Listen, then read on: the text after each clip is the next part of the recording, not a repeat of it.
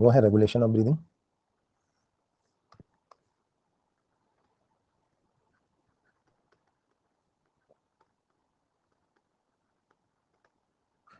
अब सुनिए, जहां तक रेगुलेशन ऑफ ब्रीदिंग की बात है, कैसे सेक्शन बाद में पढ़ेंगे, पहले रेगुलेशन ऑफ ब्रीदिंग मैं आपको पहले पढ़ाने जा रहा हूं। रेगुलेशन ऑफ नॉर्मल ब्रीदिंग कैसे होता है।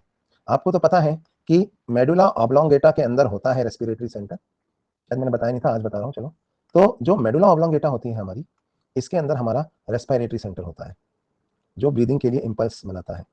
अच्छा, रेस्पिरेटरी सेंटर को ही दोस्तों हम लोग इंस्पायरेटरी सेंटर भी कह सकते हैं। क्यों? क्योंकि दरअसल इंस्पायरेशन के लिए ही इंपल्स चाहिए होती है।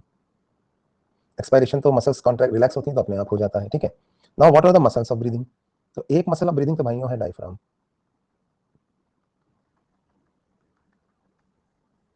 ठीक है, तो एक मसल ऑफ ब्रीदिंग तो डायफ्राम है।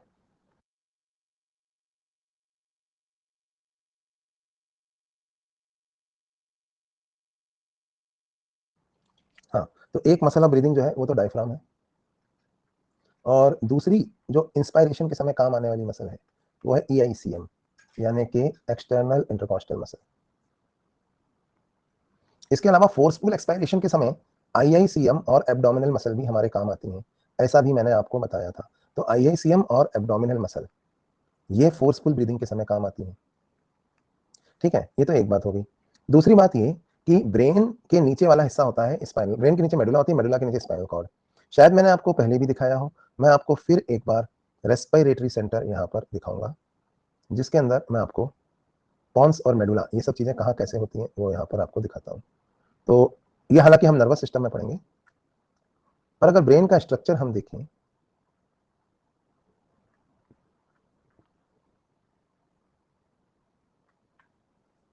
तो ये देखिए, ये साइड व्यू में ब्रेन जो रखा हुआ है, ये नीचे वाला हिस्सा ना इसका हाइंड ब्रेन कहलाता है। ठीक है, इसमें ये ऊपर पॉन्स है और ये नीचे मेडुला है। मेडुला के नीचे ये जो हिस्सा आपको दिख रहा है ये स्पाइनल कॉर्ड है।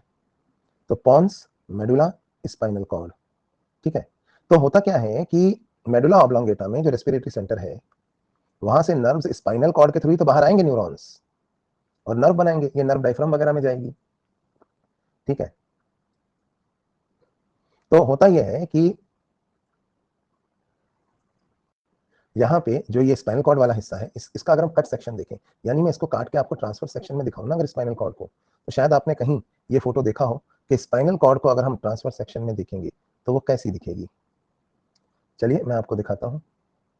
स्पाइनल कॉर्ड का अगर आप ट्रांसफर सेक्शन देखें, उसे कट करके देखें, तो ये डायग्राम हम नर्वस सिस्टम में पढ़ेंगे। अभी अगर समझ में आए तो अच्छा, नहीं आए तो उससे भी अच्छा। ये स्पाइनल कॉर्ड है, देखिए आप। और जब आप इस स्पाइनल कॉर्ड का ट्रांसफर सेक्शन देखते हैं, अब ये दोस्तों ना, ये डॉर्सल साइड है यानी पीछे वाली, और ये कौन सी साइड है, ये वेंट्रल साइड है।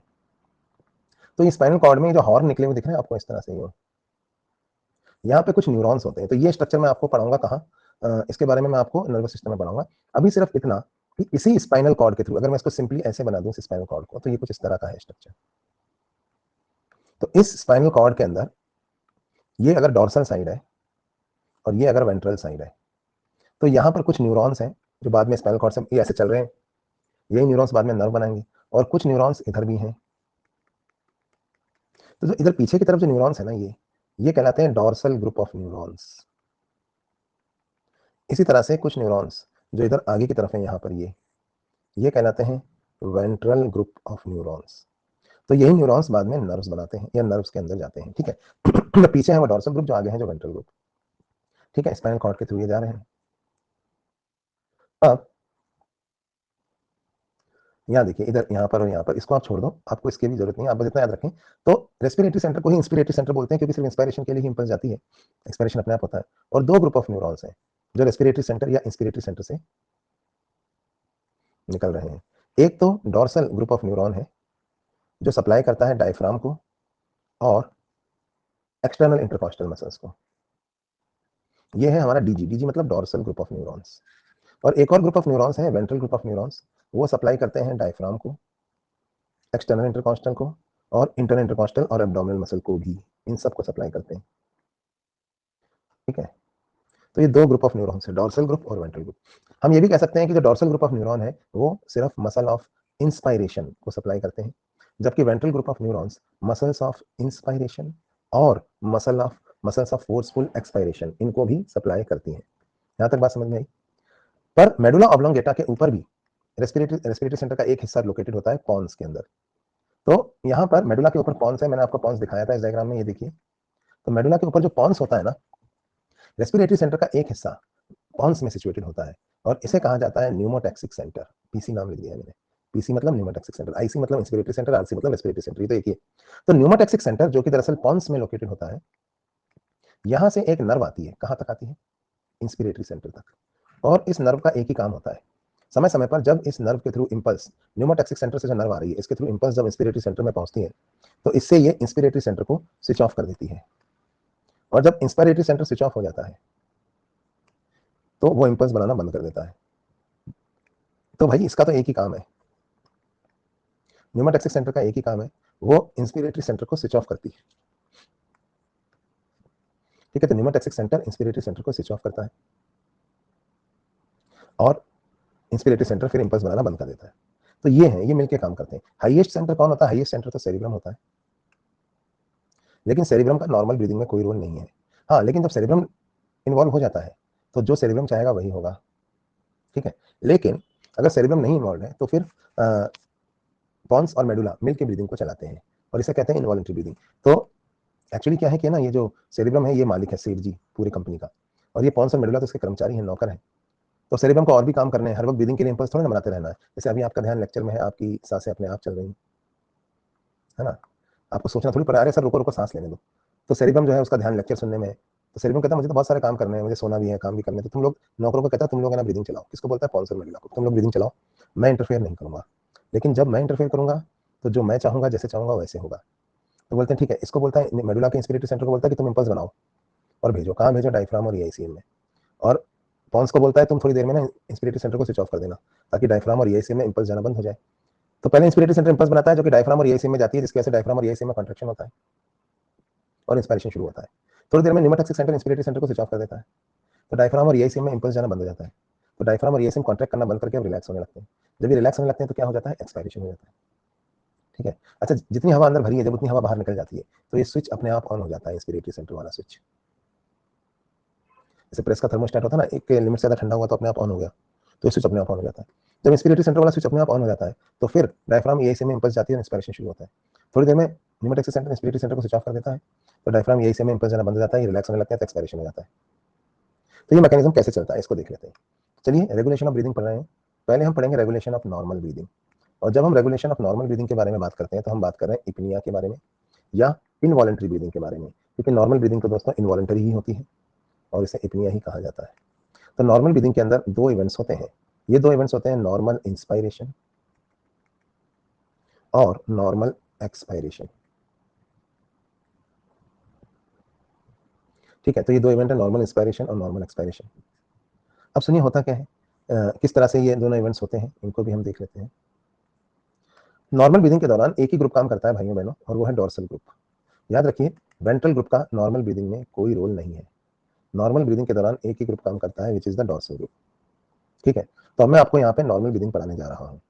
वैसे तो नॉर्मल ब्रीदिंग की रेट 14 से 18 होती है, पर चीजों को समझने में ईजी रहेगा अगर हम ब्रीदिंग की रेट को 12 ले लेते हैं। सपोज मैंने ब्रीदिंग की रेट को 12 पर मिनट लिया, तो एक बार ब्रीथ करने में कितने सेकंड्स लगे भाइयों बहनों?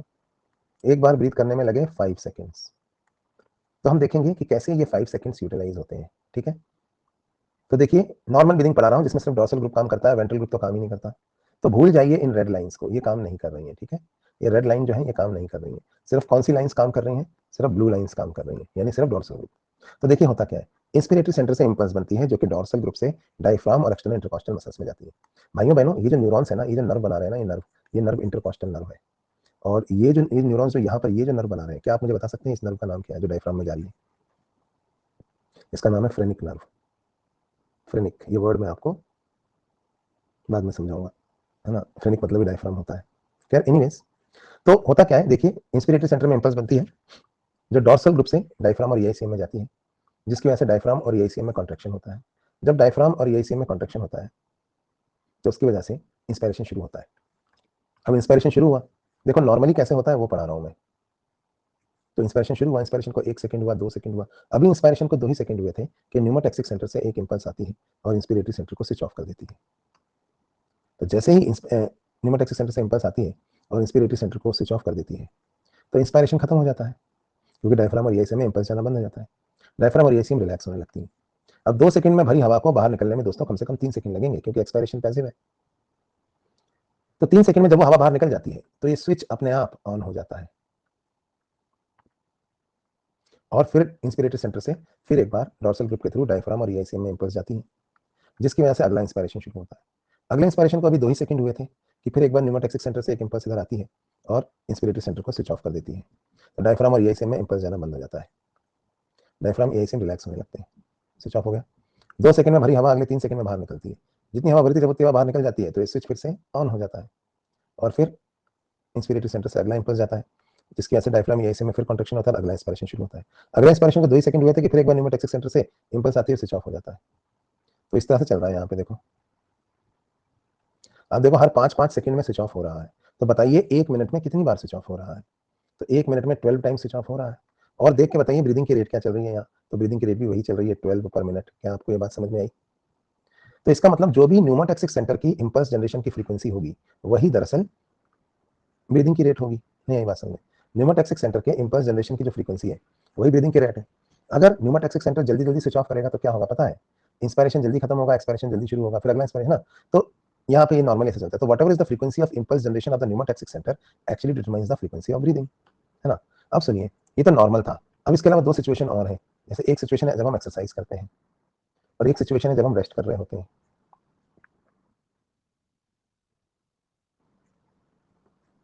ठीक है? तो होता क्या है कि आपने देखा होगा कि इनवॉलंटरीली भी जब आप एक्सरसाइज कर रहे होते हैं तो आपका ब्रीदिंग का रेट चेंज हो जाता है, और जब आप रेस्ट कर रहे होते हैं तो भी वो चेंज हो जाता है। इनवॉलंटरीली तुम्हारा ध्यान लेक्चर में है, लेकिन अगर तुम एक्सरसाइज कर रहे हो, कुछ भी कर रहे हो, तो अचानक तुम हाँफने लगते हो एक्सरसाइज के बाद, रैपिड शैलो ब्रीदिंग। और अगर तुम सो रहे हो या आराम कर रहे हो तो तुम स्लो एंड डीप ब्रीदिंग करते हो। तो अपने आप कैसे ब्रीदिंग का जो पैटर्न है वो चेंज हो जाता है, इसके बारे में हम बात करते हैं। इनवॉलंटरीली ही अपने आप चेंज हो जाता है, कैसे? देखिए, तो सेठ जी तो सेरिब्रम था, इसने ये तो अपने दूसरे काम में बिजी हो गया, इसने पॉन्स और मेडुला को बोल दिया तुम मिलकर ब्रीदिंग चलाओ। अब पॉन्स जो है वो परेशान है, वो सेठ जी से कहता है, सेठ जी ने क्या बोला, इसको बोला तू इंपल्स बना मेडुला को। तो पॉन्स को बोला तू थोड़ी देर में इसको स्विच ऑफ कर देना, फिर इसको बोला तू फिर इंपल्स बनाना, ये थोड़ी देर में फिर तुझे स्विच ऑफ कर देगा, इस तरह से तुम ब्रीदिंग चलाओ।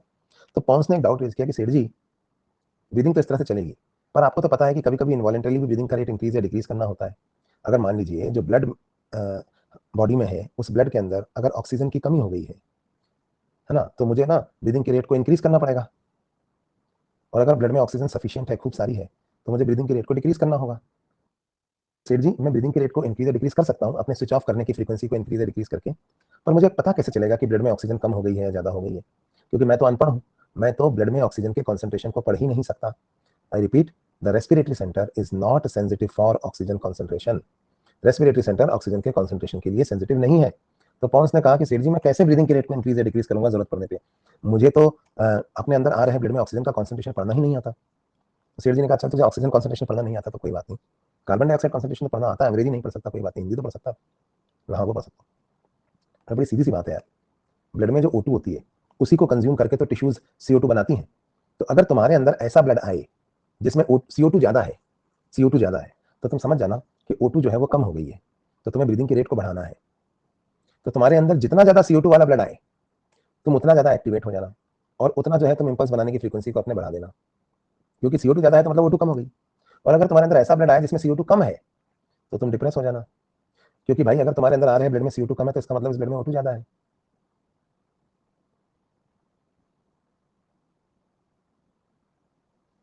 ठीक है, तो इस ब्लड के अंदर O2 ज्यादा है।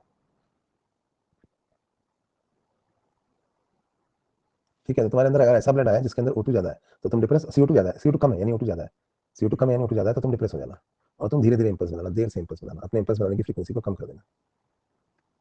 ठीक है, ये समझ गया? अब सुनिए, जब हम एक्सरसाइज करते हैं तो क्या होता है आप ही बताओ। देखो जब हम एक्सरसाइज करते हैं तो पता है क्या होता है, हमारे अंदर O2 तो पार्शियल प्रेशर ऑफ ऑक्सीजन कम हो जाता है, गैसेस का कॉन्सेंट्रेशन पार्शियल प्रेशर में नापते हैं ना, तो हमारे ब्लड में O2 कम हो जाती है, लेकिन क्या ज्यादा हो जाती है? CO2 ज्यादा हो जाती है। PO2 PCO2 ऐसे लिखते हैं अपन, सुना है आपने, पार्शियल प्रेशर। तो जब हम एक्सरसाइज करते हैं तो कॉन्सेंट्रेशन ना पार्शियल प्रेशर में नापते हैं, तो हमारे अंदर कार्बन डाइऑक्साइड ज्यादा हो जाती है और ऑक्सीजन कम हो जाती है। तो ज्यादा कार्बन डाइऑक्साइड वाला ब्लड जब न्यूमोटैक्सिक सेंटर में जाता है तो इसकी वजह से न्यूमोटैक्सिक सेंटर हाइपर एक्टिव हो जाता है। हाइपर एक्टिव होने के बाद ये क्या करता है वो देखिए, हाइपर एक्टिव होने के बाद ये जल्दी जल्दी स्विच ऑफ करेगा। तो कैसे होता है देखिए, इंस्पिरेटरी सेंटर से इंपल्स गई डॉर्सल ग्रुप से डायफ्राम और ईआईसीएम में, जिसकी वजह से डायफ्राम और ईआईसीएम में कॉन्ट्रैक्शन शुरू हुआ। अभी 1 सेकंड ही हुआ था, अभी 1 सेकंड ही हुआ था इंस्पायरेशन स्टार्ट हुए, कि न्यूमोटैक्सिक सेंटर ने फटाफट एक इंपल्स यहाँ इंस्पिरेटरी सेंटर पे भेज दी, जिसकी वजह से डोर्सल ग्रुप स्विच ऑफ हो गया, यानी इंस्पायरेशन जो है वो जल्दी कट हो गया। तो कम हवा भरी है ना, तो निकल भी जल्दी जाएगी, तो एक्सपायरेशन जल्दी शुरू होकर जल्दी खत्म हो गया। 1 सेकंड में भरी हवा 2 सेकंड में निकल गई, और उसके बाद ये स्विच फिर से ऑन हो गया।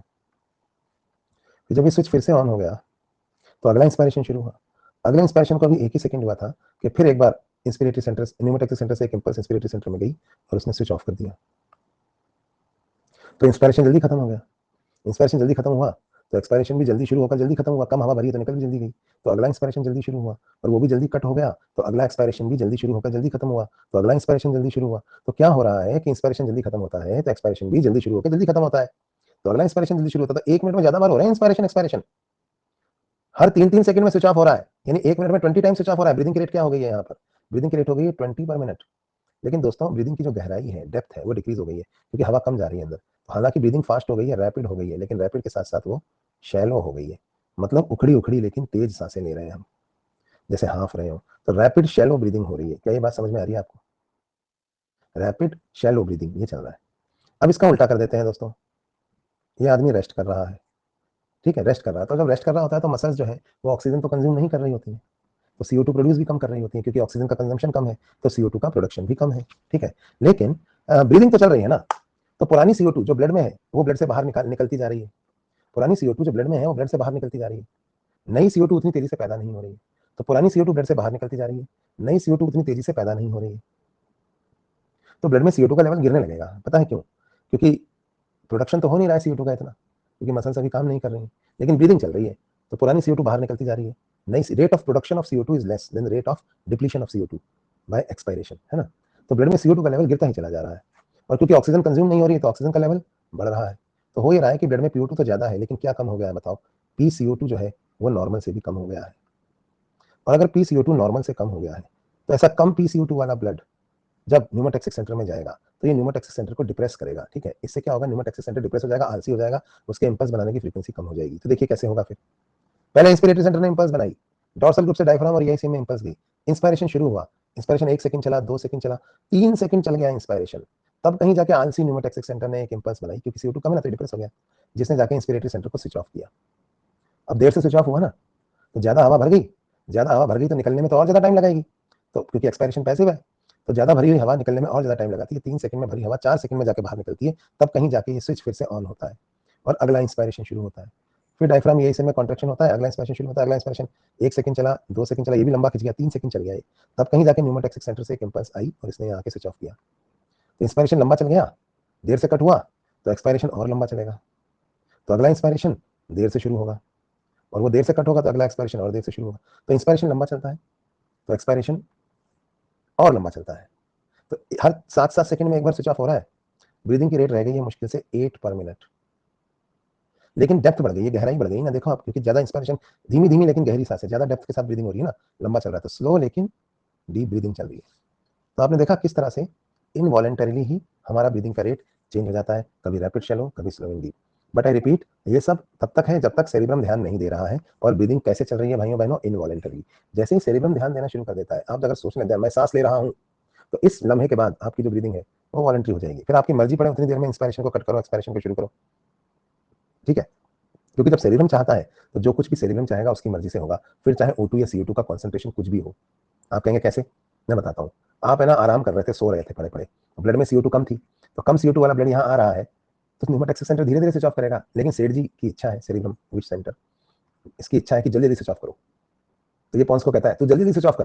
पॉन्स कहता है सेठ जी पर और CO2 तो कम है ना ब्लड में, अरे तो तेरे को तनख्वाह कौन देता है? आप देते हो, तो जो मैं कह रहा हूँ कर, जल्दी स्विच ऑफ कर। तो भले ही ब्लड में CO2 कम है, लेकिन न्यूमोटैक्सिक सेंटर जल्दी स्विच ऑफ करेगा, तो आपकी ब्रीदिंग की रेट जो है, क्योंकि सेरिब्रम करवा रहा है, वो इंक्रीज हो जाएगी। आप बिस्तर पर पड़े पड़े के झूठ मूठ हाफ के नहीं दिखा सकते, एक्सरसाइज तो नहीं कर रहे थे पर झूठ मूठ हाफ के दिखा दिया आपने, rapid shallow breathing four voluntarily करी ना आपने, फोर्सफुली। इसी तरह आप कहीं से भाग के आए और आपकी सांसें उखड़ रही हैं, आप रैपिड शैलो ब्रीदिंग कर रहे हो, लेकिन जबरदस्ती क्या आप अपनी सांसों पर काबू नहीं पा सकते? सांसों को नॉर्मल दिखाने के लिए, मैं तो कहीं नहीं गया, यहीं बैठा था मैं, तो आप जबरदस्ती फोर्सफुली अपनी रैपिड शैलो ब्रीदिंग को नॉर्मल में कन्वर्ट कर सकते हैं।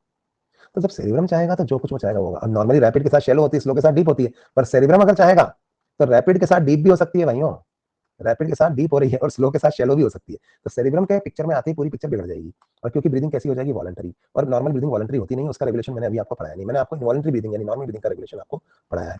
तो नॉर्मल ब्रीदिंग जो कि दरअसल इनवॉलंटरी होती है, उसके अंदर इस तरह से मामला चलता है।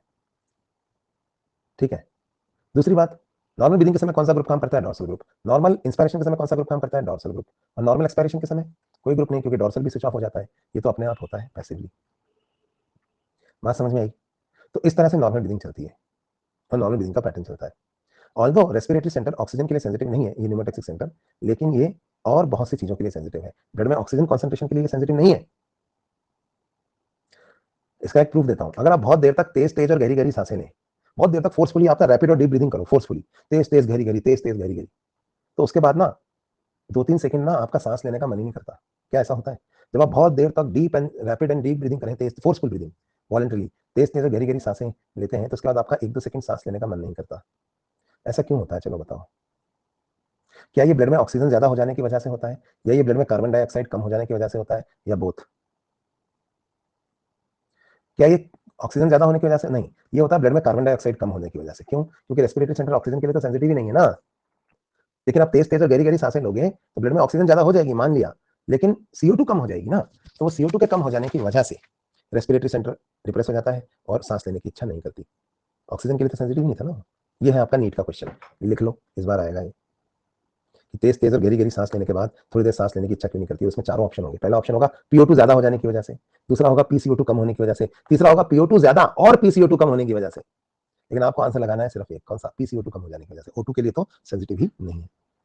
ठीक है, चलो भाई आगे बढ़ते हैं। और जैसे मैंने आपको बताया कि ऑक्सीजन कॉन्सेंट्रेशन के लिए तो रेस्पिरेटरी सेंटर सेंसिटिव है नहीं है, लेकिन और चीजों के लिए, तो और चीजें क्या है वो भी देख लीजिए।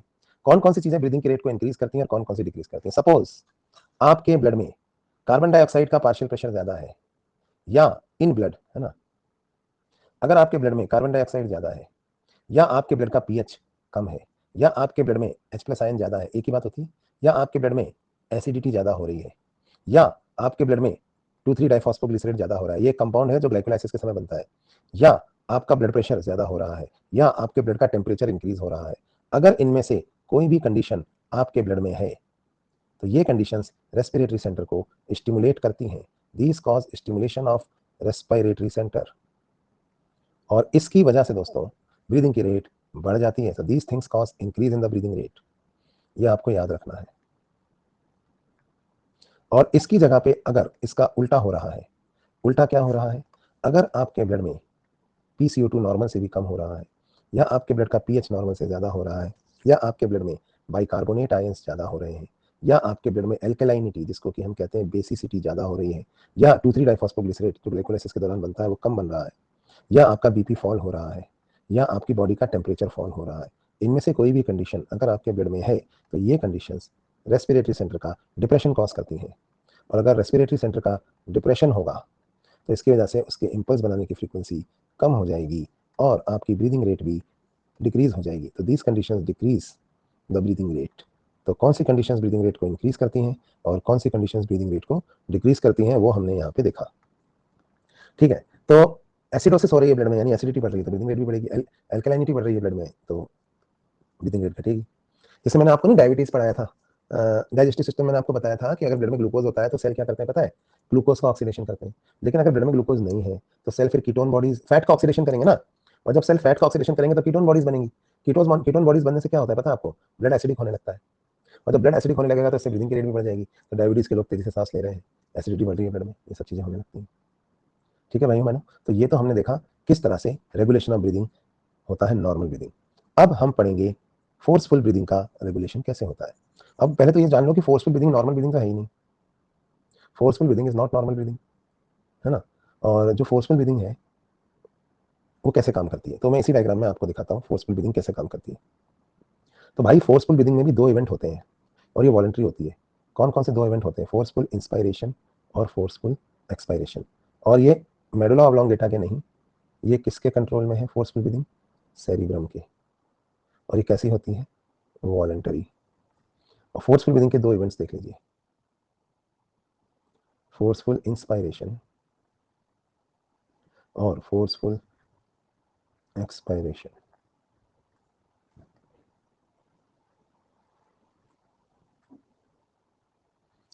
और फोर्सफुल ब्रीदिंग के दौरान दोनों ग्रुप्स काम करते हैं भाइयों, डॉर्सल ग्रुप भी और वेंट्रल ग्रुप भी, बोथ ग्रुप्स।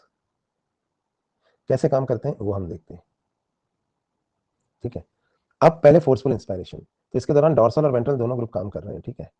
तो मैंने यहाँ पर ये वेंट्रल ग्रुप वाले तार भी जोड़ दिए हैं, क्योंकि हम फोर्सफुल इंस्पायरेशन, फोर्सफुल ब्रीदिंग पढ़ रहे हैं। फोर्सफुल ब्रीदिंग में क्या होगा, तेजी से हवा अंदर लेना, तेजी से हवा बाहर निकालना। तो पहले बात करते हैं फोर्सफुल इंस्पायरेशन की। इसमें दोनों ग्रुप काम करते हैं, डॉर्सल ग्रुप भी और वेंट्रल ग्रुप भी। तो दोनों ग्रुप से इंपल्स जाएगी, और कौन भेज रहा है ये इंपल्स, सेरिब्रम करवा रहा है ये काम। तो डॉर्सल और वेंट्रल दोनों ग्रुप से इंपल्स जाती है, तो मतलब डबल इंपल्स जाती है। अब अगर डबल इंपल्सेस जा रही हैं तो पर यूनिट टाइम में जो number of muscle fibres depolarise हो रहे हैं वो डबल हो जाएंगे। तो डॉर्सल और वेंट्रल दोनों ग्रुप से डबल इंपल्स जाती है, कहाँ कहाँ, डायफ्राम में भी और ईआईसीएम में भी। तो डबल इंपल्स जा रही है, दोनों ग्रुप से जा रही है, तो डायफ्राम और ईआईसीएम में मसल फाइबर ज्यादा तेजी से डिपोलराइज होते हैं, जिसकी वजह से डायफ्राम और ईआईसीएम में तेजी से कॉन्ट्रैक्शन होता है। उस वक्त ये इंपल्स यहाँ नहीं जा रही है, तो डबल इंपल्स डायफ्राम और ईआईसीएम से जा रही है, कहाँ, डायफ्राम और ईआईसीएम में जा रही है, डॉर्सल ग्रुप से भी और वेंट्रल ग्रुप से भी। तो डायफ्राम और ईआईसीएम में तेजी से कॉन्ट्रैक्शन होता है, इसकी वजह से चेस्ट जो है वो तेजी से एक्सपैंड होती है और हवा अंदर तेजी से घुसती है। दिस वाज नॉर्मल इंस्पायरेशन, ठीक है। अब बात करते हैं नॉर्मल एक्सपायरेशन की। तो यहां से अब क्या करता है सेरिब्रम, दोनों ग्रुप्स को यहां से बंद कर देता है, तो डायफ्राम और ईआईसीएम में इंपल्स जाना बंद हो जाता है, जिसकी वजह से डायफ्राम रिलैक्स हो रहा है, वापस ऊपर आ रहा है, और ईआईसीएम भी रिलैक्स हो रही है, तो रिबकेज नीचे गिर रही है। उसी वक्त वो वेंट्रल ग्रुप को यहां से ऑन कर देता है, कहां से, इस वाली तरफ, एब्डोमिनल मसल्स और आईआईसीएम में। तो डायफ्राम और ईआईसीएम तो रिलैक्स हो रहे हैं, जिसकी वजह से चेस्ट जो है वो सिकुड़ रही है सब तरफ से। उसी वक्त आईआईसीएम और एब्डोमिनल मसल्स में कॉन्ट्रैक्शन होता है। जब उसी वक्त आईआईसीएम और एब्डोमिनल मसल्स में कॉन्ट्रैक्शन होता है, तो उसकी वजह से चेस्ट तेजी से सिकुड़ती है और डायफ्राम तेजी से ऊपर की तरफ पुश होता है, तो हवा तेजी से बाहर निकलती है। बात आई समझ में। तो ये होता है फोर्सफुल एक्सपायरेशन। फोर्सफुल इंस्पायरेशन के समय दोनों ग्रुप काम कर रहे हैं, और फोर्सफुल एक्सपायरेशन के समय सिर्फ वेंट्रल ग्रुप काम कर रहा है, क्योंकि डॉर्सल तो स्विच ऑफ हो गया, ठीक है। तो इस तरह से यहाँ पे ब्रीदिंग चलती है। तो नॉर्मल ब्रीदिंग के दौरान तो सिर्फ कौन सा ग्रुप काम कर रहा है, डॉर्सल ग्रुप। फोर्सफुल ब्रीदिंग के दौरान दोनों ग्रुप काम करते हैं, फोर्सफुल इंस्पायरेशन के समय दोनों करते हैं, और फोर्सफुल एक्सपायरेशन के समय सिर्फ वेंट्रल ग्रुप। तो इस तरह से यहाँ पे ये ब्रीदिंग चलती है, ठीक है। तो ये मैंने आपको बताया किस तरह से रेगुलेशन ऑफ ब्रीदिंग होता है। यहाँ तक कोई कोई डाउट है तो आप पूछो, नहीं तो मैं इसमें और कुछ और चीजें भी बताऊंगा रेगुलेशन ऑफ ब्रीदिंग के बारे में।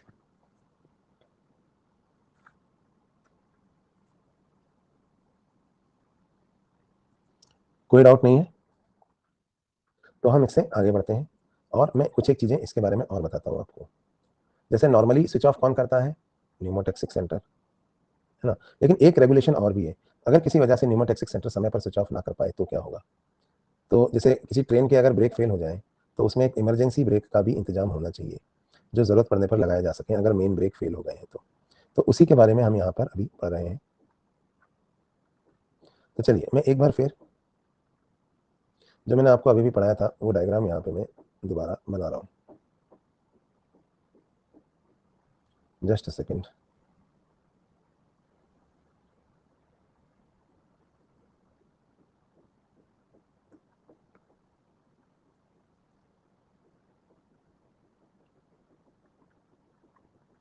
ये लीजिए, ये डायग्राम पढ़ रहे थे अभी हम, इसी को मैं यहाँ पे दोबारा बना रहा हूँ।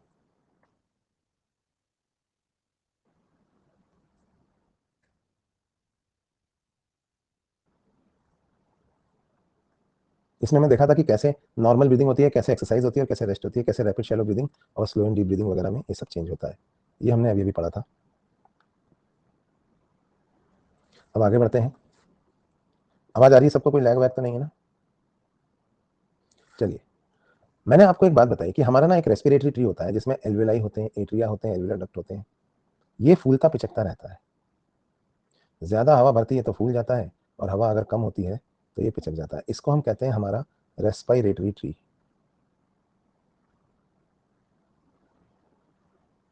ठीक है। ये हमारा रेस्पिरेटरी ट्री कहलाता है। नॉर्मली पता है क्या होता है, इंस्पिरेटरी सेंटर से इंपल्स जाती है डॉर्सल ग्रुप से डायफ्राम और ईआईसीएम में, जिसकी वजह से डायफ्राम और ईआईसीएम में कॉन्ट्रैक्शन होता है और इंस्पायरेशन शुरू होता है। अभी मुश्किल से 500 ml एयर ही अंदर गई होती है, इसमें तो 350 गई है 500 में से भी। अभी मुश्किल से टाइडल वॉल्यूम में अंदर गई है, वो भी 350 ml ही गई है यहाँ तो एयर अंदर के। न्यूमोटैक्सिक सेंटर इंस्पिरेटरी सेंटर को स्विच ऑफ कर देता है, तो डायफ्राम और ईआईसीएम रिलैक्स होने लगते हैं, तो इंस्पायरेशन कट हो जाता है और एक्सपायरेशन शुरू हो जाता है, ठीक है। तो 500 ml एयर अंदर घुसी और निकल गई। हालांकि जो रेस्पिरेटरी ट्री है ना, इसकी कैपेसिटी काफी ज्यादा होती है, 500 ml से बहुत ज्यादा, ठीक है। तो रेस्पिरेटरी ट्री जो है इसकी कैपेसिटी काफी ज्यादा होती है, 500 ml से भी बहुत ज्यादा। लेकिन नॉर्मली इसके अंदर 500 ml एयर घुसती है और न्यूमोटैक्सिक सेंटर इंस्पिरेटरी सेंटर को नर्व के थ्रू स्विच ऑफ कर देता है। और इसमें ना 2.5-3 लीटर तक हवा भर सकती है अगर भरने पे आ जाए तो। खैर, दूसरी बात यह है कि रेस्पिरेटरी ट्री जो होता है ये फूलता पिचकता रहता है। इस रेस्पिरेटरी ट्री की जो वॉल होती है ना, इसमें ना स्ट्रेच रिसेप्टर्स पाए जाते हैं जो खिंचाव के लिए सेंसिटिव है।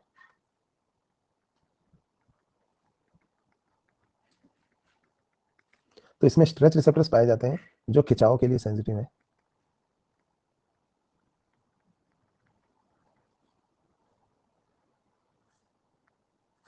और ये स्ट्रेच रिसेप्टर्स फिर वेगस नर्व के थ्रू इंस्पिरेटरी सेंटर से जुड़े हुए होते हैं।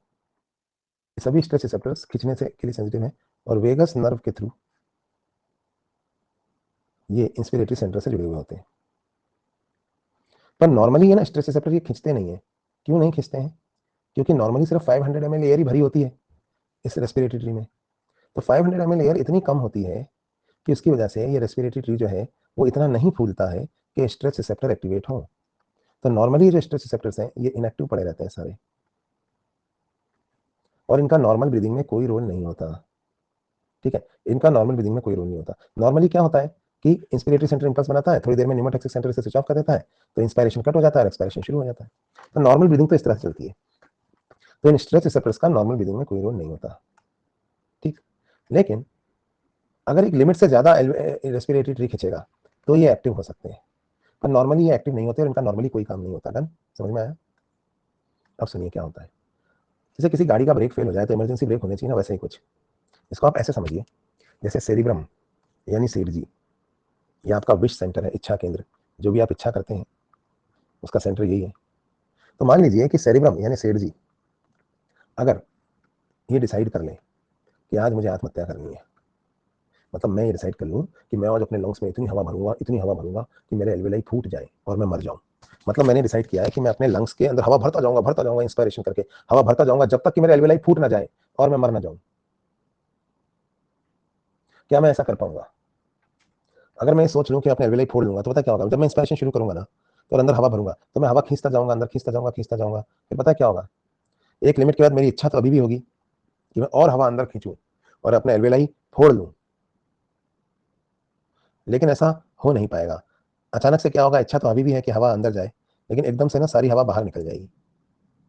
एकदम से सारी हवा बाहर निकल जाएगी, मतलब इंस्पायरेशन खत्म हो जाएगा और एक्सपायरेशन अपने आप हो जाएगा। तो आखिर ऐसा क्यों होता है? ठीक है, चलिए देखते हैं कि आखिर ऐसा क्यों होता है। देखो, होता है कि सेरिब्रम ने इसको बोला इंस्पिरेटरी सेंटर को कि तू इंपल्स बनाता जा इंपल्स, और न्यूमोटैक्सिक सेंटर को बोला कि तू स्विच ऑफ नहीं करेगा इसको, चाहे कुछ भी हो जाए तू इसको स्विच ऑफ नहीं करेगा। तो बोला, अरे सेठ जी मैं स्विच ऑफ नहीं करूंगा तो एल्वेलाई फूट जाएंगे। अरे फूट जाए तो फूट जाए, तेरे को तनख्वाह कौन देता है? आप देते हो। जैसा मैं कहूंगा वैसा कर, तू स्विच ऑफ नहीं करेगा। तो सेरिब्रम ने इंस्पिरेटरी सेंटर को स्विच ऑफ करने से रोक दिया है कि तू स्विच ऑफ नहीं करेगा, चाहे कुछ भी हो जाए, नहीं करेंगे। और इसको बोला कि तू इंपल्स बना, तो न्यूमोटैक्सिक इंस्पिरेटरी सेंटर इंपल्स बना रहा है। ये इंपल्स डायफ्राम और ईआईसीएम में जा रही है, जिसकी वजह से डायफ्राम और ईआईसीएम में कॉन्ट्रैक्शन हो रहा है। इंस्पायरेशन लंबा खिंचता चला जा रहा है, खिंचता चला जा रहा है। एलवीलाई में 500 ml एयर आ गई, 600 आ गई, 800 आ गई, एलवीलाई में हवा भरती चली जा रही है। नॉर्मली 500 के बाद स्विच ऑफ हो जाता था, आज नहीं हो रहा।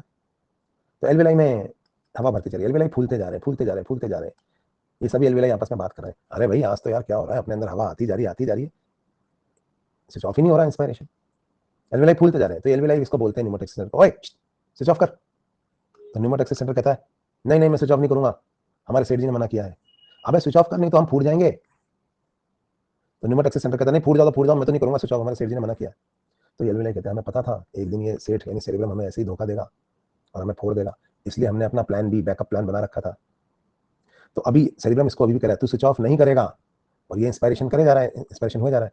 तो जब बहुत ज्यादा हवा भर जाती है ना इन एलवीलाई के अंदर, तो एलवीलाई की वॉल इतनी ज्यादा स्ट्रेच हो जाती है कि इसकी दीवार में सो रहे स्ट्रेच रिसेप्टर्स अब जाग जाते हैं। समझ में आई बात? ये जाग जाते हैं और एकदम खींचने लगते हैं, कौन खींच रहा है, मैं कौन खींच रहा है, तो इनकी नींद खुल जाती है। तो जब ये जाग जाते हैं तो ये इधर से वेगस नर्व के थ्रू स्विच ऑफ कर देते हैं और इंस्पायरेशन कट हो जाता है और डायफ्राम ईआईसीएम में इंपल्स जाना बंद हो जाता है। डायफ्राम ईआईसीएम रिलैक्स होते हैं, एकदम से सारी हवा बाहर निकल जाती है। हालांकि इच्छा मतलब सेरिब्रम, विश तो अभी भी ये थी कि और हवा अंदर आए, लेकिन और हवा अंदर आई नहीं। ये अभी भी कह रहा है स्विच ऑफ मत कर, ये नहीं कर रहा, लेकिन इधर से हो गया स्विच ऑफ, इधर से होने की जगह इधर से हो गया, है ना, स्विच ऑफ हो गया यहाँ पे। समझे बात को? इस को हम कहते हैं हेरिंग ब्रूअर रिफ्लेक्स आर्क। तो मैंने जो अभी भी आपको पढ़ाया ये कहलाता है हेरिंग ब्रूअर रिफ्लेक्स। तो याद रखिए herring Breuer reflex emergency brake वाली रिफ्लेक्स है। नॉर्मल ब्रीदिंग में इसका कोई रोल नहीं होता है, लेकिन ये इमरजेंसी में काम करती है जब किसी वजह से न्यूमोटैक्सिक सेंटर इंस्पिरेटरी सेंटर को समय पर स्विच ऑफ ना कर पाए, तो हेरिंग ब्रूअर रिफ्लेक्स के थ्रू स्विच ऑफ हो जाता है। बात समझ में आई? जैसे ब्लड में आदमी सो रहा है, पुरानी CO2 बाहर निकलती जा रही है, नई CO2 बनती जा रही है, नई CO2 तेजी से बन नहीं रही है क्योंकि आदमी सो रहा है, तो ब्लड में CO2 का कॉन्सेंट्रेशन गिरने लगेगा ना भाइयों। रेस्ट के समय, स्लीप के समय क्या होगा? ब्लड में CO2 का कॉन्सेंट्रेशन गिर रहा है। क्यों गिर रहा है? क्योंकि ब्रीदिंग तो चल रही है, इंस्पायरेशन एक्सपायरेशन, इंस्पायरेशन एक्सपायरेशन, पुरानी CO2 बाहर निकलती जा रही है, नई CO2 तेजी से बन नहीं रही है, इंस्पायरेशन एक्सपायरेशन चल रहा है, तो ब्लड में CO2 का लेवल इतना गिर जाता है। सेरेब्रम तो सपने देखने में मस्त है, तो ब्लड में CO2 का लेवल इतना गिर जाता है कि न्यूमोटैक्सिक सेंटर इतना डिप्रेस हो जाता है कि वो इंस्पिरेटरी सेंटर को स्विच ऑफ ही नहीं करता, क्योंकि CO2 कम होगी तो ये डिप्रेस होता चला जाएगा। तो क्या होता है, इंस्पायरेशन ज्यादा लंबा चल जाता है, तो गहरा इंस्पायरेशन। नहीं बात समझ में? आदमी सो रहा है, खर्राटे की बातें बताया था ना मैं आपको, लैरिंग्स की जो मेम्ब्रेन्स है वो वाइब्रेट करती है, आदमी सो रहा है, खर्राटे आ रहे हैं, सो रहा है, इंस्पायरेशन एक्सपायरेशन, खर खर खर खर, पुराना CO2 बाहर निकलता जा रहा है, नया CO2 इतनी तेजी से बन नहीं रहा है, तो खर खर ब्लड में CO2 का लेवल गिरता चला जा रहा है, तो न्यूमोटैक्सिक सेंटर डिप्रेस हो गया है, तो खर खर खर, तो स्विच ऑफ ही नहीं करेगा इंस्पिरेटरी सेंटर को, तो खर बीच में एक लंबा वाला, ज्यादा हवा भर गई। पता है क्यों भर गई? क्योंकि न्यूमोटैक्सिक सेंटर ने इंस्पिरेटरी सेंटर को स्विच ऑफ ही नहीं किया, तो इंस्पायरेशन ज्यादा लंबा चल गया, ज्यादा हवा खर खर के बीच में, खर ज्यादा हवा भर गई अंदर। अब जब ज्यादा हवा भर गई तो ये न्यूमोटैक्सिक सेंटर, ये रेस्पिरेटरी ट्री में जो ये स्ट्रेस रिसेप्टर थे ये एक्टिवेट हो गए और इन्होंने इधर से स्विच ऑफ कर दिया, तो एकदम से सारी हवा बाहर निकल जाएगी, भू ऐसे करके। कभी देखा है आपने ऐसा? खर खर खर के बीच में खर और फिर भू। ये क्यों हुआ समझ में आया आपको? क्योंकि ज्यादा हवा भर गई, न्यूमोटैक्सिक सेंटर ने स्विच ऑफ नहीं किया क्योंकि ब्लड में CO2 कम हो गई थी, तो इधर से स्विच ऑफ हो गया। जंगल में स्लीपर क्लास में आप जा रहे हो, सो रहे हो, कहीं जंगल में ट्रेन रुक गई, एकदम साइलेंस, ट्रेन रुक गई, सब लोग सो रहे हैं, आप भी अपनी बर्थ पे लेटे हुए सो रहे हो, खर खर खर खर, अचानक बीच में आवाज आएगी खर, तो इस बार आपका दिमाग चमके, हाँ हेरिंग ब्रूअर रिफ्लेक्स, आपकी बार स्विच ऑफ इधर से नहीं इधर से होगा, आपकी बारी बात तुम्हारे दिमाग में आएगी, कभी नहीं भूलोगे तुम, अच्छा खर किया, इसका मतलब हेरिंग ब्रूअर रिफ्लेक्स। तो ये तो थी भाई हेरिंग ब्रूअर रिफ्लेक्स, जो कि प्रोटेक्टिव रिफ्लेक्स है। अब एक और चीज, एक और भी मैकेनिज्म होता है हमारे शरीर में, और वो इसलिए होता है, उसकी इसलिए जरूरत है कि कभी अगर सेंट्रल नर्वस सिस्टम पूरा का पूरा ही डिप्रेस हो जाए तो फिर हम ब्रीदिंग को कैसे चलाएंगे। जैसे आपको पता है हमारा हार्ट है, हार्ट से निकलती है आओटा, ऑक्सीजनेटेड ब्लड लेके हार्ट से क्या बाहर आती है, आओटा, आओटा में ही ऊपर कुछ कैरोटिड आर्टरीज होती हैं जो ब्रेन के लिए भी ब्लड लेके जा रही हैं। आओटा में ही ऊपर कुछ कैरोटिड आर्टरीज हैं जो ब्रेन के लिए भी ब्लड लेके जा रही है, ठीक है। तो आओटा की वॉल में और कैरोटिड आर्टरी की वॉल में यहाँ कुछ कीमो सेंसिटिव एरियाज होते हैं, इनको हम कहते हैं आउटिक बॉडीज और इनको हम कहते हैं कैरोटिड लेब्रिंथ।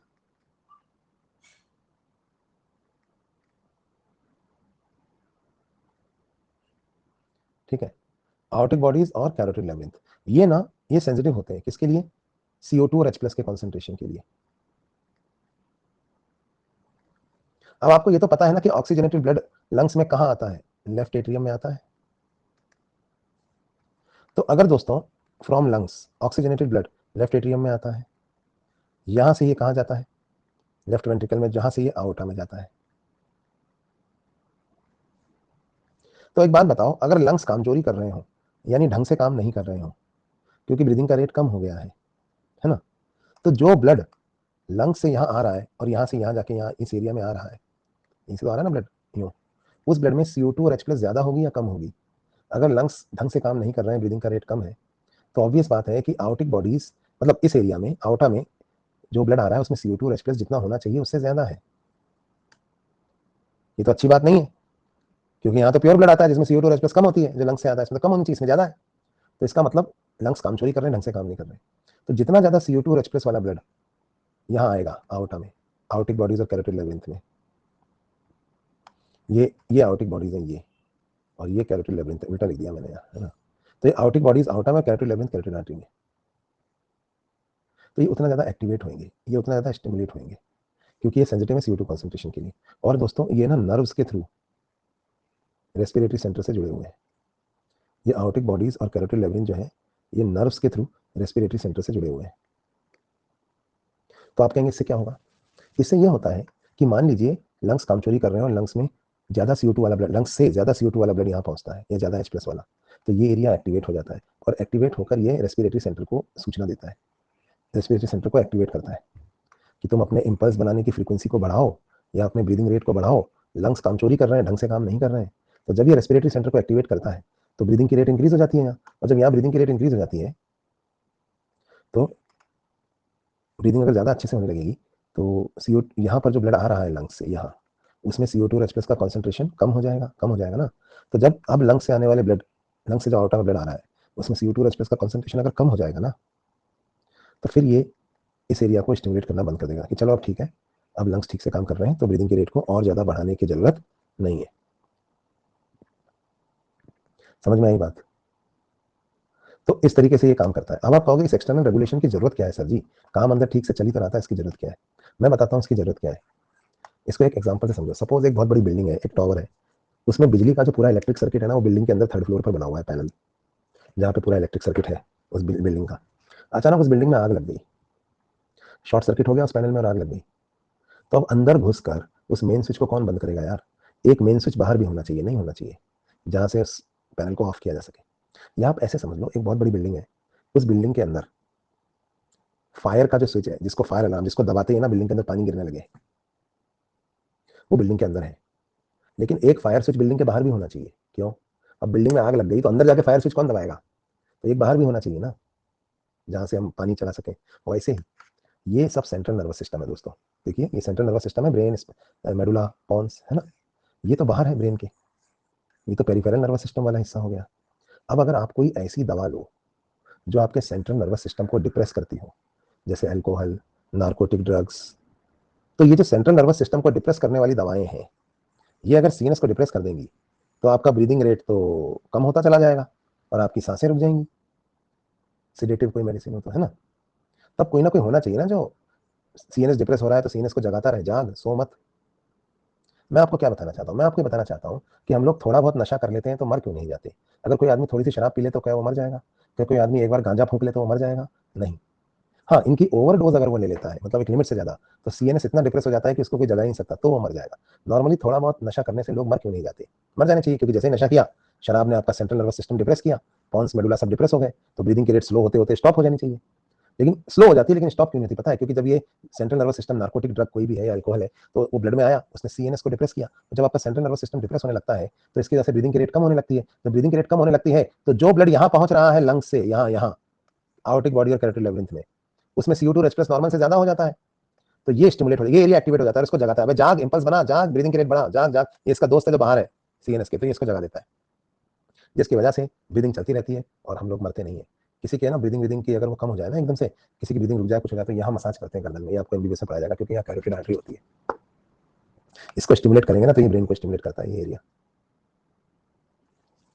चलिए, कैरोटिड मसाज कहते हैं इसको। तो ये आप एमबीबीएस में पढ़ना, ये भी नहीं आएगा नीट में, पर ये एरिया इसलिए, ये क्यों होता है वो बता रहा हूँ। जहाँ दूसरे मास्टर खत्म होता है वहां से मैं शुरू होता हूँ।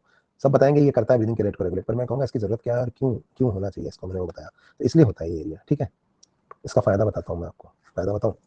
सेरिब्रम यानी विश सेंटर, यानी सेठ जी, यानी आपके दिमाग ने ये सोचा, फिर से आत्महत्या करने का सोचा। पिछली बार इसने क्या प्लान बनाया था कि मैं अपने एल्वेलाई फोड़ दूंगा और मैं मर जाऊंगा, लेकिन वो प्लान तो फेल हो गया हेरिंग ग्रूवर रिफ्लेक्स की वजह से। अब सेरिब्रम ने नया प्लान बनाया, आज मैं सांस ही नहीं लूंगा, जब मैं सांस ही नहीं लूंगा तो मैं मर जाऊंगा। सेरिब्रम ने इसको बोला, रेस्पिरेटरी सेंटर को, कि तू स्विच ऑफ ही नहीं करेगा, चाहे कुछ हो जाए तू स्विच ऑफ नहीं करेगा। सॉरी, इंस्पिरेटरी सेंटर को बोला, पहले स्विच ऑफ तो नहीं करेगा, तो पहले बोला था इसको, इस बार क्या बोला कि तू इंपल्स ही नहीं बनाएगा। इंस्पिरेटरी सेंटर को सेरिब्रम ने बोला तू इंपल्स नहीं बनाएगा। बोला मैं इंपल्स नहीं बनाऊंगा तो मर जाएंगे ना सेठ जी, ऑक्सीजन कहां से आएगी ब्लड में? बोला तेरे को तनखा नौकरी चाहिए या जान? बोला नौकरी ज्यादा प्यारी, सरकारी नौकरी मिली हुई। तो इंस्पिरेटरी सेंटर ने कहा ठीक है, मैं स्विच ऑफ, मैं इंपल्स नहीं बनाऊंगा। अब सेरिब्रम ने फोर्स करके इंस्पिरेटरी सेंटर को इंपल्स बनाने से रोक दिया।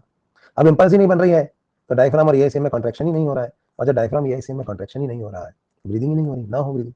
अब ब्रीदिंग नहीं हो रही तो क्या होगा बताओ? ब्लड में CO2 का लेवल बढ़ने लगेगा, O2 कम, क्योंकि मसल्स तो काम कर रही है, सेल तो ऑक्सीजन कंज्यूम कर रहे हैं, तो आपके ब्लड में O2 का लेवल गिरने लगेगा और CO2 का लेवल बढ़ने लगेगा। ब्लड में जैसे जैसे CO2 का लेवल बढ़ता जाएगा, ये आउटिक बॉडी और कैरोटिड लेबिरिंथ ये एक्टिवेट होते जाएंगे, ये इसको स्टिमुलेट करेंगे, इसको भड़काएंगे, अबे इंपल्स बना, इंपल्स बना। तो सेरिब्रम कहेगा नहीं तू इंपल्स नहीं बनाएगा। अब ये कह रहा है इंपल्स बना, सेरिब्रम कह रहा है नहीं बना, ये कह रहा है इंपल्स बना, उसने बोला इंपल्स नहीं बनाएगा तू, नहीं तो नौकरी से निकाल दूंगा। तो इंपल्स नहीं बना रहा है, तो ब्लड में CO2 का लेवल बढ़ता ही जा रहा है, बढ़ता ही जा रहा है, बढ़ता ही जा रहा है। O2 कम होती जा रही है। O2 कम होने की वजह से सबको चक्कर आ रहे हैं, इसको भी चक्कर आ रहे हैं, इसको भी चक्कर आ रहे हैं, इसको भी चक्कर आ रहे हैं, सब बेहोश हो रहे हैं कि O2 कम होती जा रही है। ये बेहोश होते होते बोल रहा है इम्पल्स बना, ये जैसे सेरिब्रम जो है वो भी, सेठ जी भी चक्कर खा रहे बेहोश हो रहे, नहीं बनाएगा इम्पल्स बना, सेरिब्रम कह रहा नहीं बनाएगा। अब दो ही चीजें हो सकती हैं, बेहोश हो जाओगे सारे, ऑक्सीजन नहीं मिलेगी तो क्या हुआ, इम्पल्स बना, ये कह रहा नहीं बनाएगा, तो सेरिब्रम जो है, सेठ जी जो है नहीं बनाएगा नहीं बनाएगा कहते कहते चक्कर खा के बेहोश हो गए। अब जैसे ही सेरिब्रम यानी सेठ जी बेहोश हुए, ब्रीदिंग तो इनवॉलंटरी होगी, तो इसने जल्दी कहा जल्दी बना इम्पल्स, और इसने इम्पल्स बना दी और ब्रीदिंग वापस शुरू होगी। तो आप मैक्सिमम क्या कर सकते हो, सांस ना लेकर खुद को बेहोश कर लोगे, और जैसे ही आप बेहोश हो जाओगे ब्रीदिंग फिर से इनवॉलंटरी हो जाएगी, वॉलंटरी कंट्रोल खत्म, और फिर से ब्रीदिंग स्टार्ट हो जाएगी, मरोगे तो फिर भी नहीं। और वैसे ये स्टेज भी नहीं आती, पता है क्या होता है, आप जब है ना सोचते हो कि अब मैं सांस नहीं लूंगा चाहे कुछ भी हो जाए, मैं मुझे मरना है, बहुत देर तक आप सांस नहीं लोगे नहीं लोगे नहीं लोगे नहीं लोगे, इच्छा अभी भी है कि आप सांस ना लो, लेकिन अचानक से हवा अंदर खींच जाएगी, इतना घबरा जाओगे कि आप सांस अंदर खींच ही लोगे। ऐसे ही होता है ना, क्यों पता है, सेरिब्रम बोल रहा है नहीं बनाएगा इम्पल्स, लेकिन ये इतना भड़का चुका है इसको, इंस्पिरेटरी सेंटर को, ये बाहर बैठा हुआ इसका दोस्त, कि अबे जिंदा रहेगा तो नौकरी करेगा ना, तो इम्पल्स बना, तो सेठ जी कह रहे हैं इम्पल्स मत बना, पर कहते सेठ जी इस्तीफा याद नहीं ऑफिस में, तो इम्पल्स तो मैं बना रहा हूँ, और ये इम्पल्स बना देता है। तो इच्छा अभी भी है कि आप सांस ना ले, लेकिन सांस अंदर खींच जाती है। समझ में आई बात? तो इसलिए ये कंट्रोल है। तो मैंने आपको ये हेरिंग्बो रिफ्लेक्स क्यों है और ये वाला कंट्रोल क्यों है बताया। तो दोस्तों हमने ना रेगुलेशन ऑफ ब्रीदिंग पूरा पढ़ लिया है, अब हम एक्सचेंज ऑफ गैसेस के बारे में बात करेंगे। तो अगर रेगुलेशन ऑफ ब्रीदिंग में आपको कोई डाउट है तो आप यहाँ पूछ सकते हैं मेरे से। मजे की बात यह है कि रेगुलेशन ऑफ ब्रीदिंग का क्वेश्चन आते हैं, लेकिन एनसीईआरटी ने इतने रेगुलेशन ऑफ ब्रीदिंग को छोटा करते करते, रेशनलाइज करने के चक्कर में इतना छोटा कर दिया है कि अब उन्होंने, पहले ये पूरा था एनसीईआरटी पुरानी वाली, पर हर बार वो, क्योंकि उनको समझ में नहीं आता ना एनसीईआरटी लिखने वालों को ये टॉपिक, तो इसको छोटा करते चले जा रहे हैं। तो इतना छोटा कर दिया उन्होंने इसको कि बस एक पैराग्राफ छोड़ा है उन्होंने। तो चलो वो पैराग्राफ भी हम यहाँ पे पढ़ लेते हैं। तो रेगुलेशन ऑफ ब्रीदिंग का बस एक पैराग्राफ उन्होंने छोड़ा है, हम उस पैराग्राफ को थोड़ा सा पढ़ लेते हैं। ये रहा वो पैराग्राफ, रेगुलेशन ऑफ रेस्पिरेशन। क्या आपको ये दिख रहा है? हाँ, हेरिंग्बो रिफ्लेक्स 2.5 लीटर के बाद निहारिका ट्रिगर होती है। चलो, तो यहाँ पे हम बात कर रहे थे, चलो भाई दिख रहा है, चलो भाई पढ़ते हैं इसको। तो human beings have significant ability to maintain and moderate the respiratory rhythm to suit the demands of body tissue. Body tissue की डिमांड को सूट करने के लिए हम अपनी ब्रीदिंग की रिदम को मॉडरेट कर सकते हैं, यानी चेंज कर सकते हैं। ये कौन करता है? ये करता है न्यूरल सिस्टम, यानी नर्व्स की वजह से होता है ये। एक स्पेशलाइज सेंटर प्रेजेंट होता है मेडुला रीजन में, जिसे कहा जाता है रेस्पिरेटरी रिदम सेंटर। ये प्राइमरी रिस्पॉन्सिबल होता है इस रेगुलेशन के लिए। इसी को हम रेस्पिरेटरी सेंटर या इंस्पिरेटरी सेंटर कहते हैं। इन्होंने एक चीज एक्स्ट्रा दी है जो मैंने नहीं पढ़ाई है, वो भी बताऊंगा अभी, सुनते जाओ।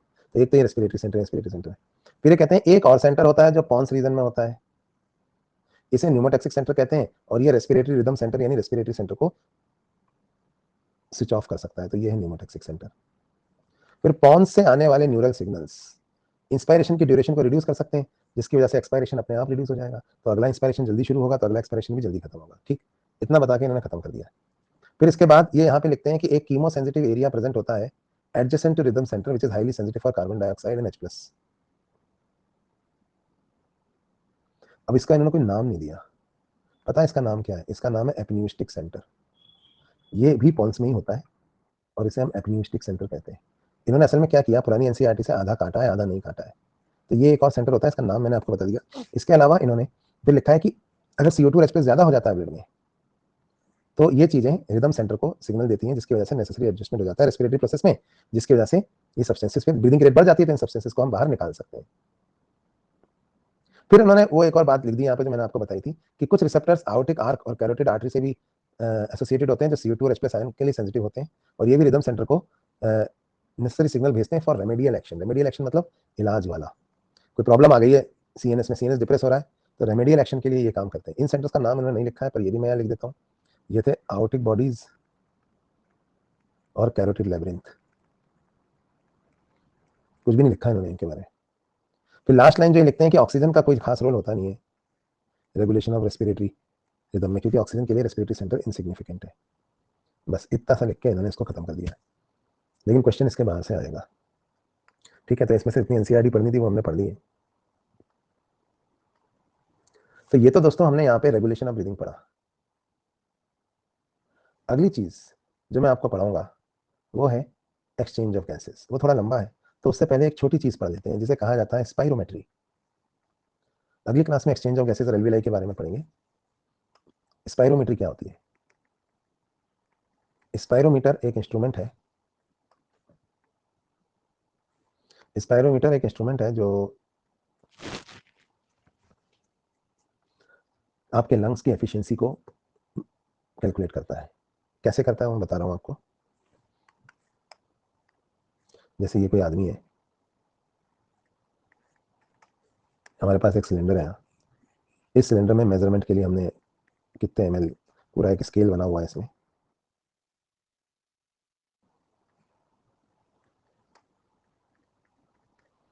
वॉल्यूम ऑफ एयर आ रही है मिलीलीटर्स में, और इसमें एक पाइप है।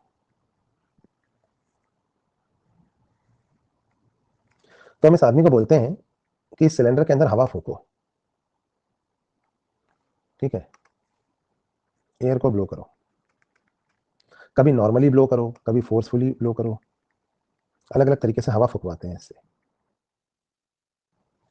ठीक है। और इसके लंग्स की एफिशिएंसी चेक करते हैं कि इसके लंग्स कितने एफिशिएंट है।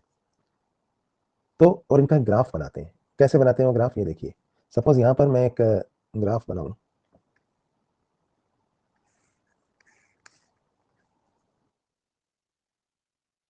इसमें मैं दो एक्सिस ले रहा हूं, ठीक है। एक एक्सिस पे तो मैं ले रहा हूं वॉल्यूम ऑफ एयर, और दूसरे एक्सिस पे मैं ले रहा हूं टाइम।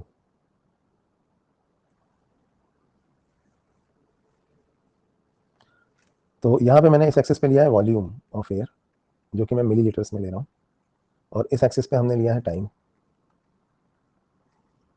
और स्केल बना, और ये जो पॉजिटिव में है ये इंस्पायर्ड एयर है, और जो नेगेटिव में जा रही है वो क्या है, वो एक्सपायर्ड एयर है। तो नॉर्मली दोस्तों 500, यहाँ पे ये स्केल भी बना देता हूँ मैं।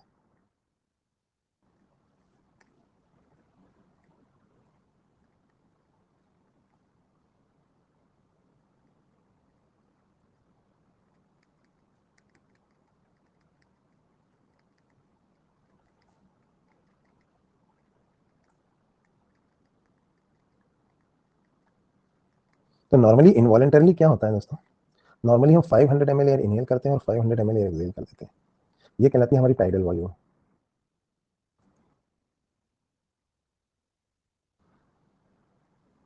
ठीक है, ये हमारी टाइडल वॉल्यूम कहलाती है। अब इस 500 ml में से जो हम इनहेल कर रहे हैं या एक्सहेल कर रहे हैं, जो कि हमारी टाइडल वॉल्यूम कहलाती है, इसमें से भी 150 ml जो है वो तो डेड स्पेस में ही रह जाती है, और अंदर कितनी जाती है एल्वेलाई में, 350 ml। ये बताया था ना मैंने आपको। तो नॉर्मली क्या होता है, पल्मोनरी वेंटिलेशन क्या है, पल्मोनरी वेंटिलेशन वो एयर है जो हमारे लंग्स में पर मिनट जा रही है। ये होती है breathing rate, sorry tidal volume into breathing rate.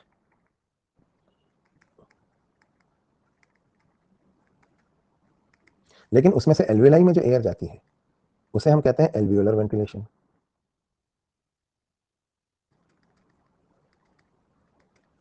तो एल्वेलाई में जाने वाली एयर को हम एल्वियोलर वेंटिलेशन कहते हैं।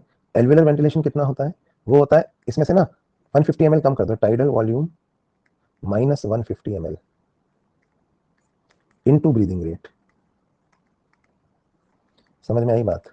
सपोज हमने टाइडल वॉल्यूम हमारी 500 है और ब्रीदिंग रेट है 12 पर मिनट, तो ये कितना हो गया, 6000 ml पर मिनट।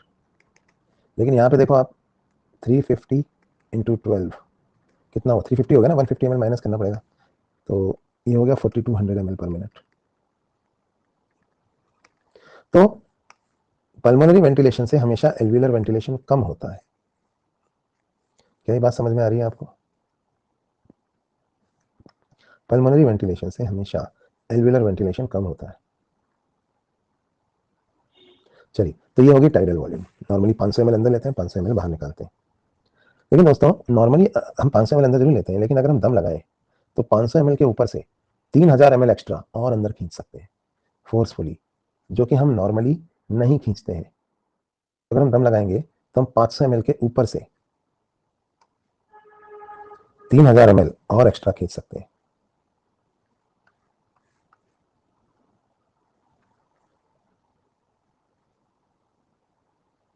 तो ये 500 ml थी, लेकिन हम फोर्सफुली चाहें तो इसके ऊपर से 3000 ml और एक्स्ट्रा खींच सकते हैं, जो कि नॉर्मली हम नहीं खींचते हैं। तो ये एक्स्ट्रा 3000 ml जो हम ऊपर से खींच रहे हैं, ये कहलाती है इंस्पायरेटरी रिजर्व वॉल्यूम,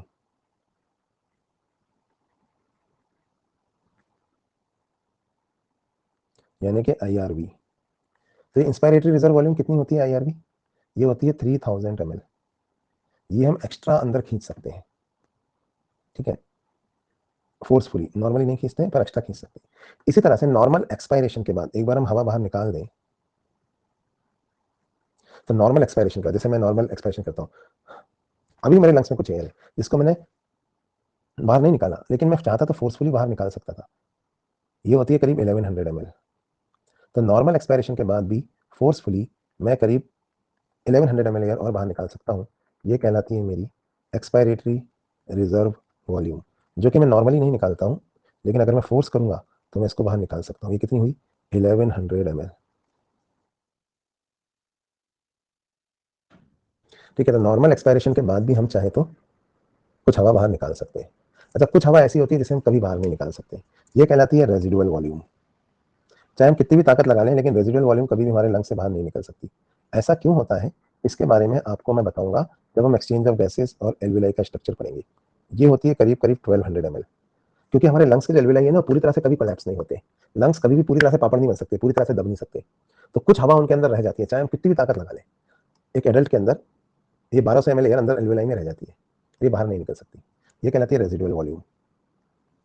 लेकिन इसका मतलब ये नहीं है कि ये रेजिडुअल वॉल्यूम तुम्हारे लंग्स के अंदर वो घुसी हुई है उस हॉस्पिटल की जहाँ पे तुम पैदा हुए थे। नहीं, ये बदलती रहती है। लेकिन at any moment of time 1200 ml air हमेशा लंग्स में रहती है। यहाँ तक कि मरने के बाद भी एल्विलाई में 1200 ml एयर तो रहती है ना। जैसे एक बच्चा पैदा हुआ और पैदा होते ही उसका गला घोट के मार दिया और बोला कि ये तो मरा हुआ ही पैदा हुआ था, तो आप कैसे पता लगाओगे कि ये मरा हुआ ही पैदा हुआ था या पैदा होने के बाद मरा है? अगर वो बच्चा मरा हुआ ही पैदा हुआ था तो वो पैदा बाहर आया था, तो बाहर आने के बाद वो कभी रोया नहीं, उसने कभी सांस नहीं ली, तो उसके लंग्स में रेजिडुअल वॉल्यूम नहीं गई, मतलब एयर नहीं गई, तो उसके एल्विलाई ऐसे थे कोलैप्स। उसके लंग्स पानी में डालेंगे ना पोस्टमार्टम के समय तो वो डूब जाएंगे। लेकिन अगर वो पैदा होने के बाद मरा है तो बाहर आया हुआ होगा, रोया होगा, तो उसके एल्विलाई जो कोलैप्स थे उनमें पहली बार हवा गई होगी और उसके एल्विलाई फूले होंगे और रेजिडुअल वॉल्यूम उसके एल्विलाई में रह जाएगी, तो उसके लंग्स पानी में डालेंगे तो उसके लंग्स जो है फ्लोट करेंगे बायसी की वजह से। अच्छा, रेजिडुअल वॉल्यूम हमेशा रहती है हमारे लंग्स में 1200 ml, ये कभी भी बाहर नहीं निकल सकती। लेकिन इससे एक फायदा है, क्या फायदा है? कि gaseous exchange will continue even during expiration. क्या ये बात समझ में आई आपको? मतलब ऐसा नहीं है कि जब हम इंस्पायरेशन करते हैं तभी एल्विलाई में एक्सचेंज ऑफ गैसेज होता है। जब हम एक्सपायरेशन कर रहे होते हैं तब भी एल्विलाई में एक्सचेंज ऑफ गैसेज चल रहा होता है। क्यों? क्योंकि रेजिडुअल वॉल्यूम हमारी एल्विलाई की एफिशिएंसी को इंक्रीज कर रही है। क्योंकि due to the presence of this residual volume, exchange of gases lungs में कंटिन्यूअस फिनोमेना है, ऐसा नहीं कि बस इंस्पायरेशन के समय होता है। So because of it, gaseous exchange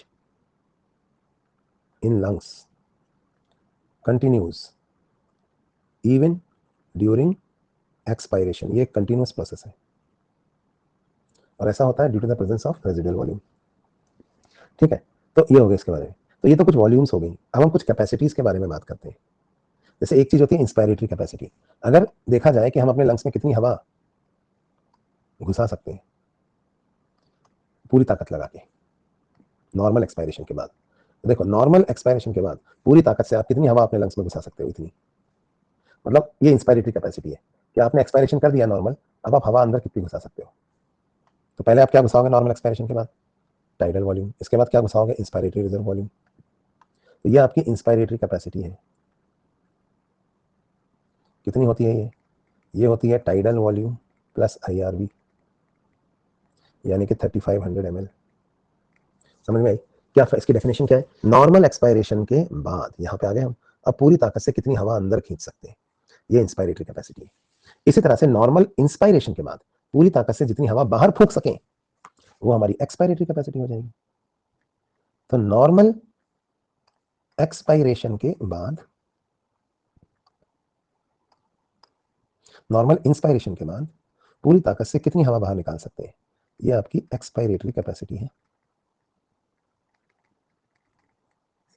normal expiration के बाद आप दो तरह की हवा बाहर निकाल सकते हैं, टाइडल वॉल्यूम प्लस ERV। कितनी हो गई? 1600 ml। अब एक चीज और, इसे कहा जाता है फंक्शनल रेजिडुअल कैपेसिटी। वो मैं यहां लिख रहा हूं, ये क्या होती है?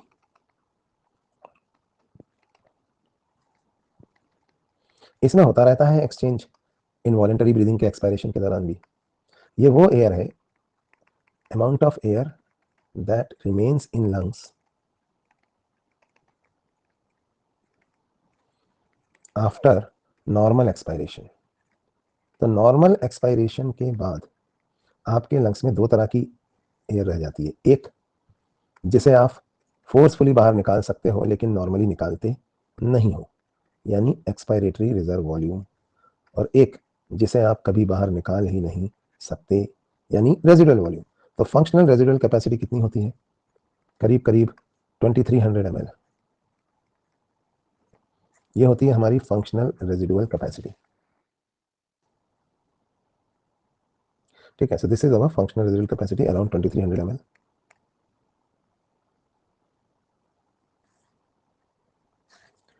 So this is the amount of air that remains in lungs even after normal expiration.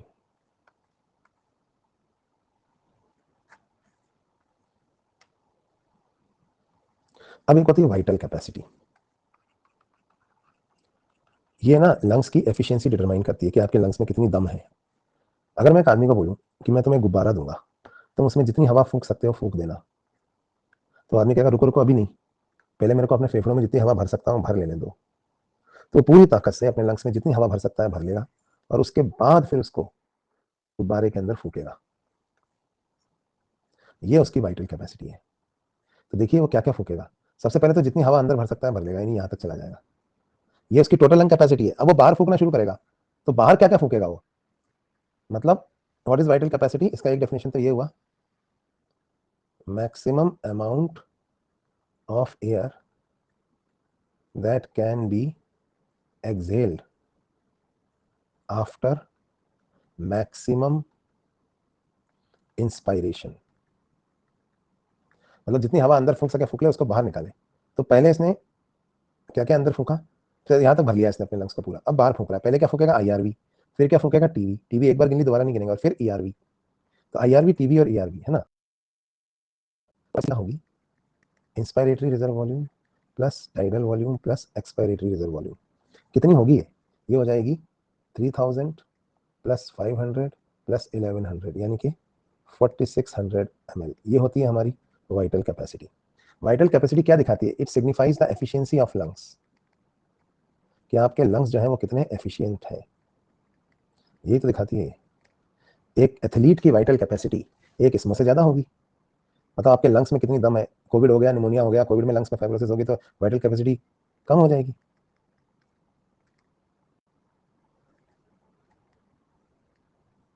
Healthy आदमी की ज्यादा होती है, डिजीज आदमी से लंग्स में अगर कोई प्रॉब्लम है तो। समझ में आई?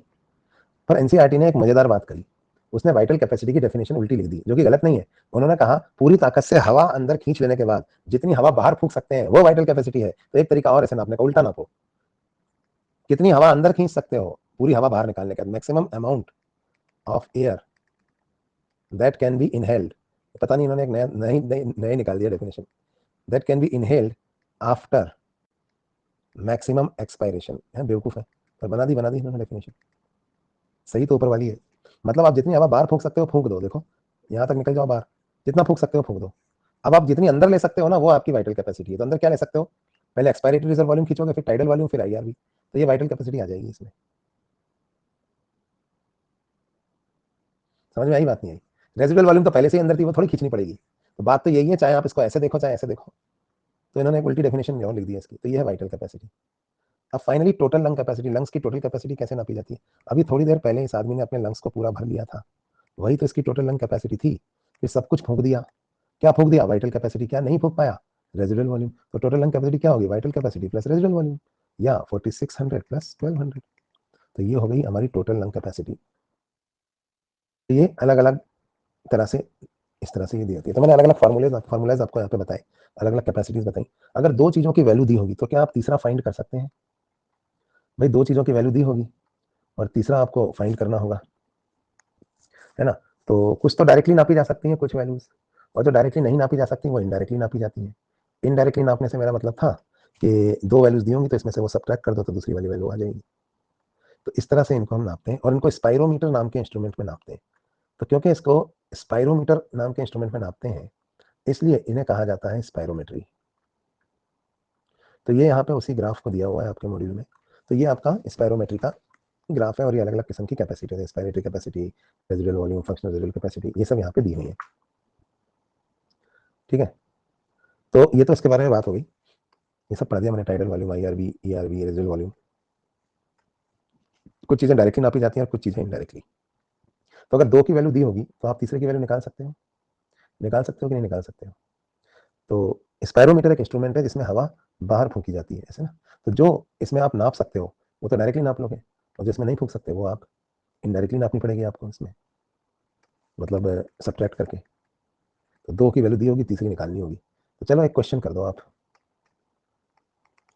Which of the following can not, which of the following values can not be directly measured by spirometer. जो आप फूक सकते हो ना स्पायरोमीटर के अंदर, उनको आप डायरेक्टली नाप सकते हो, और जो स्पायरोमीटर में नहीं फूक सकते उनको आप डायरेक्टली नहीं नाप सकते, उनको आपको इनडायरेक्टली नापना पड़ेगा।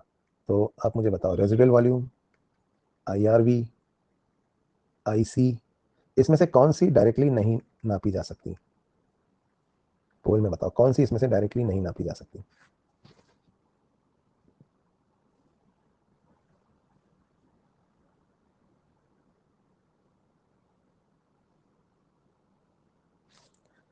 अरे भैया, रेजिडुअल वॉल्यूम तो सबको पता है, मैंने बोला था स्पायरोमीटर वो इंस्ट्रूमेंट है जिसमें हवा फूकी जा सकती है। तो भाई कौन सी डायरेक्टली नहीं नापी जा सकती? जो बाहर नहीं फूकी जा सकती। अब बाहर कौन सी नहीं फूकी जा सकती? या तो वो जो बाहर निकल नहीं सकती, या वो जो अंदर ली जाती है। ये तो बाहर निकल नहीं सकती और ये तो अंदर ली जाती है, तो अंदर ली जा सकती है, वो बाहर कैसे? नहीं यारी बात समझ में। तो ये डायरेक्टली नहीं, मैं जानबूझ के रेजिडुअल वॉल्यूम के अलावा और भी ऑप्शन दे दिए, क्योंकि अगर रेजिडुअल वॉल्यूम ऑप्शन में नहीं होगा तो कैसे करोगे आपके क्वेश्चन। सपोज सेम क्वेश्चन मैं डिफरेंट ऑप्शंस के साथ दे दूं, इनमें से कौन सी जो है वो डायरेक्टली नहीं नापी जा सकती, और मेरा क्वेश्चन हो expiratory reserve volume, vital capacity, inspiratory reserve volume, या टाइडल वॉल्यूम, तो आप आंसर क्या लगाओगे?